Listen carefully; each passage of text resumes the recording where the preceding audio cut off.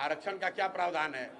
संवैधानिक व्यवस्था के तहत कुछ सीटें, जैसे बिहार में 41 या 42 सीट SC ST के लिए रिजर्व है, लेकिन जन सुराज ने ये कहा है कि जो सीटें दलित समाज के लोगों के लिए आरक्षित हैं, इसके अलावा भी अगर किसी सीट पर दलित समाज का या ST समाज का कोई साथी काबिल है, समाज में उसकी पकड़ है, वो व्यक्ति अच्छा है, वो सीट आरक्षित नहीं है लेकिन वो आदमी काबिल है, तो उसको वहाँ से चुनाव लड़ने का अवसर मिल सकता है।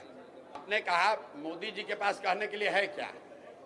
भाई मोदी जी, भाई ऐसा है, अगर मोदी जी ये कह रहे हैं, आप कह रहे हैं कि मोदी जी ने शिक्षा रोजगार की बात नहीं की, ये तो उनका चरित्र दिखाता है, क्योंकि वही मोदी जी जब गुजरात जाते हैं, अभी मोदी जी गए थे कच्छ, आप लोग जितने मीडिया के साथी हैं जरा जाके देखिएगा वीडियो पर, अभी मोदी जी गए कच्छ, तो कच्छ में उन्होंने कहा कि हमारे गुजरात में दुनिया का सबसे बड़ा सौर्य पार्क, सोलर पार्क बनेगा।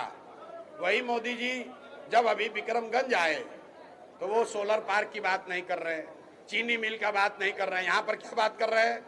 जंगल राज, 5 किलो अनाज, हिंदू मुसलमान, ऑपरेशन सिंदूर। अरे भाई गुजरात में जा रहे हो तो गुजरात में फैक्ट्रियों की बात करते हो, इन्वेस्टमेंट समिट की बात करते हो, गुजरात में बुलेट ट्रेन की बात कर रहे हैं, गुजरात में सोलर पार्क की बात कर रहे हैं। वही मोदी जी बिहार में आते हैं तो 5 किलो अनाज की बात करते हैं।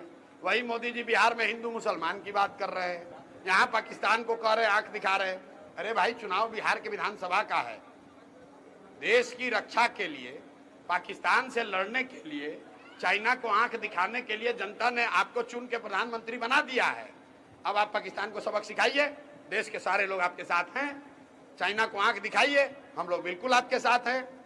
लेकिन वो पार्लियामेंट का चुनाव, उसके लिए तो आपको देश ने प्रधानमंत्री बनाया है।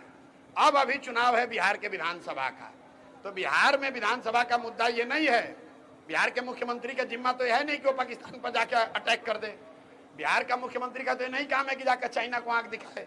बिहार के मुख्यमंत्री का चुनाव होना है जिसका काम है कि बिहार के बच्चों के लिए पढ़ाई और रोजगार हो, यहाँ पर फैक्ट्रियाँ लगे, यहाँ पर सड़कें ठीक हो, यहाँ पर बिजली बिल ठीक हो, यहाँ पर भ्रष्टाचार रुके। अब कल होके मुखिया का चुनाव होगा तो उसके लिए ऑपरेशन सिंदूर से क्या लेना देना है? मुखिया के चुनाव में तो विषय ये है कि कौन व्यक्ति मुखिया के तौर पर नाली गली ठीक से बनवाएगा, कौन मनरेगा में कम चोरी कराएगा। तो संविधान में, लोकतंत्र में ये अलग अलग त्रिस्तरीय व्यवस्था बनाई गई है।